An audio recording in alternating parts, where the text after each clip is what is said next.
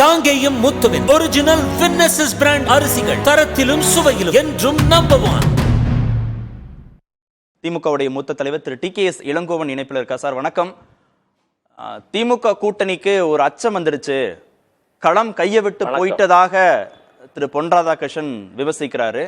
பாஜக மீண்டும் ஆட்சிக்கு வரணும் அப்படின்ற எழுச்சி தமிழ்நாட்டில் உருவாகி இருப்பதாக அவர் உணர்கிறார்.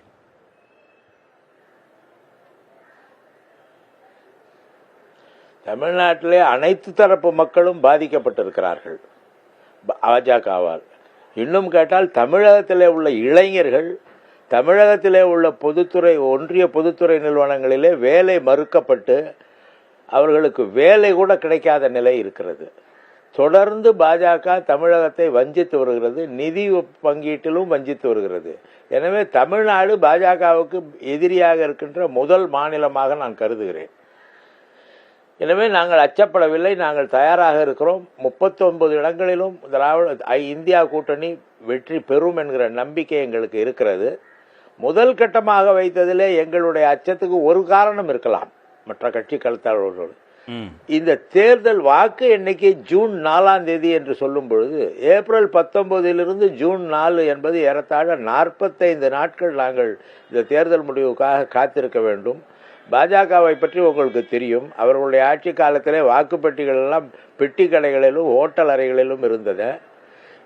இது போன்ற ஏதேனும் அவர்கள் செய்வார்களா என்கிற அந்த அச்சம் கூட காரணமாக, அதன் விளைவாக காங்கிரஸ் தலைவர் அப்படி சொல்லி இருக்கலாம்.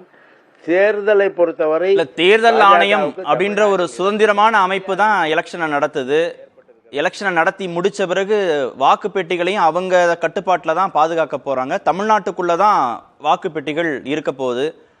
நீங்க முதற்கொண்டு எல்லோரும் கண்காணிக்கலாம், எல்லா கட்சியின் பிரதிநிதிகள் முகவர்களும் கண்காணிக்கும் விதமாக ஒரு வெளிப்படைத்தன்மையோட தான் அணுக போறாங்க. அதுலயே உங்களுக்கு சந்தேகம் வருது, வாக்கு பதிவு இயந்திரத்தில் ஏதேனும் முறைகேடு நடந்துருமோ அப்படின்ற சந்தேகம் வருது? கடந்த காலத்தில் வாக்குப்பெட்டிகள் எங்கெங்கேயோ இருந்தது. நம்ம செய்தி பார்த்து சொல்கிறேன் நான்.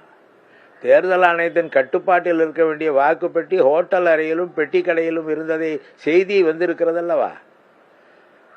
அந்த அச்சத்தால் சொல்கிறேன். தேர்தல் ஆணையம் இந்த முறை மிக தெளிவாக அதில் செயல்பட வேண்டும். ஆளுங்கட்சியிடம் ஏமாந்து போய்விடக்கூடாது என்கிற அந்த எண்ணத்திலே இதை நான் சொல்கிறேன். பல அரசியலமைப்பு சட்டப்படியான அமைப்புகளையும் அரசு துறை நிறுவனங்களையும் ஆளுங்கட்சி எப்படியெல்லாம் தங்களுக்கு சாதகமாக பயன்படுத்தி வருகிறது என்பதை நாட்டு மக்கள் பார்த்து கொண்டுதானே இருக்கிறார்கள். அந்த அடிப்படையிலே சொல்கிறேன். ஓகே, நன்றி திரு டிகேஎஸ் இளங்கோவன், இணைப்பில் உங்கள் கருத்துக்களை பதிவு செய்ததுக்கு. காங்கேயம் முத்துவின் ஒரிஜினல் வின்னசஸ் பிராண்ட் அரிசிகள் தரத்திலும் சுவையிலும் என்றும் நம்பர் 1.